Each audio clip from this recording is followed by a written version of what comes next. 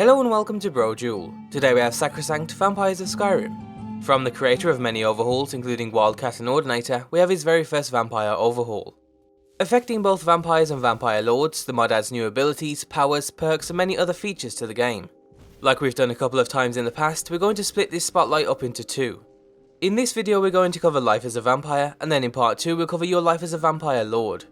To get anything positive out of being a vampire in Skyrim, I think most people would recommend you become a vampire lord. But with Sacrosanct, that's no longer the case. With the extra added depth, playing as a regular vampire comes with a bunch of perks and new options.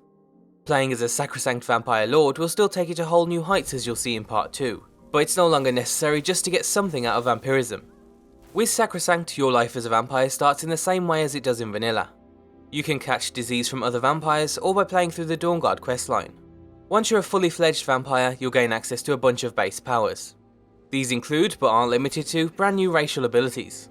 Depending on your character's race, your vampiric tendencies will offer something fresh.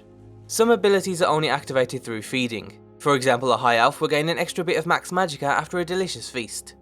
Other abilities play more active roles, like a Nord's vampire power to raise a corpse once a day to fight for him. All vampires have a thirst for blood, but feeding that insatiable thirst, as well as unlocking new vampiric powers, would affect each race differently. In vanilla, apart from growing weakness to sunlight, you're essentially just rewarded with new powers and abilities as your hunger deepens. But with Sacrosanct, thanks to a host of new spells and powers, the difference between each stage is more dramatic. Not only will you gain new abilities as your hunger deepens, but you'll also lose some as your vampirism takes over. And if you don't satiate your thirst, not only will you have to worry about a bit of sunlight, but you could also spiral into an almost demonic state that can't be fixed through feeding alone. Early on, your vampiric charm and presence can be used to your advantage. You'll intimidate NPCs more easily and receive better prices from merchants by default. On top of that, you can use your vampire's command to make some NPCs flee, stay, follow, or even die. And your commands must be obeyed.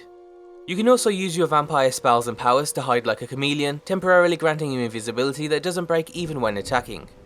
Or you can temporarily stop the time of day from advancing. To stay at this low level, you'll need to keep your hunger at bay, which can be achieved in all of the ways it can in vanilla. So you can feed on sleeping NPCs, or ones calmed by your vampiric seduction. However, on top of that, Sacrosanct has also added the ability to drain targets. This can only be done on a sleeping NPC, which on top of fulfilling your thirst for blood, will also instantly kill the target.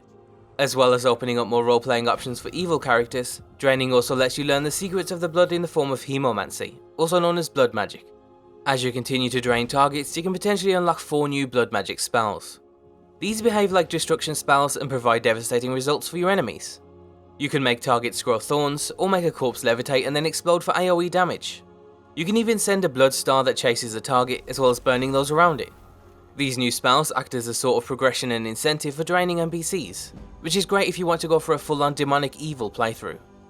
At the lower stages, draining will also let you sap the life from an NPC, gaining 1 health, magicka and stamina point for every target you drain.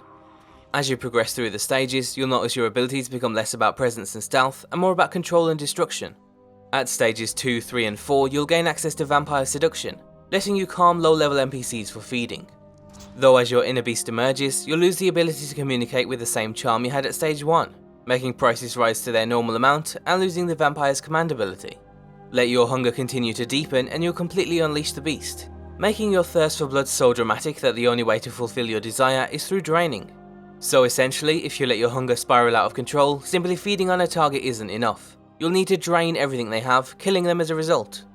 Imagine playing a morally good character and due to your own carelessness, being forced to kill an innocent person. Who would you pick? What person in all of Skyrim deserves to die such a horrific death? The later stages of hunger will also grant you abilities similar to that of a vampire lord, but weaker. You can let out a controllable mist that you can then teleport to. Or at stage 4 you can send a swarm of bats to attack a target's head. However, also at stage 4, on top of everyone attacking you on sight, you can't be healed using regular healing spells, potions or other items.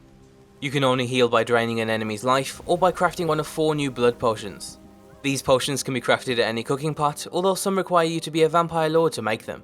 They grant you bonuses to hemomancy progression, and a potion of embracing can even grant vampirism as an optional way to catch the disease. On top of that, all of these potions heal a vampire for 100 health points. Altogether, these new abilities add a nice slippery slope effect to the hunger system and vampirism as a whole. As your hunger deepens, the skills feel more and more monstrous, which is a major improvement over vanilla, where the differences between stages 2 and 4 is 1 debuff and 1 ability, which is only useful for finding a target to feed on. As I said earlier on, being a regular vampire with Sacrosanct no longer feels like a stepping stone to becoming an actual vampire in the form of a vampire lord.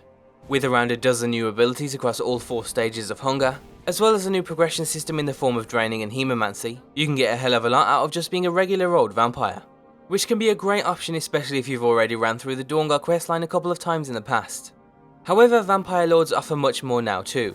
Growing from 11 perks to 31, you'll also gain a ton of new abilities that will not only enhance your vampire lord transformation, but also as a vampire altogether. As always, be sure to support mod authors in any way possible, check out g2a.com, and thanks for watching.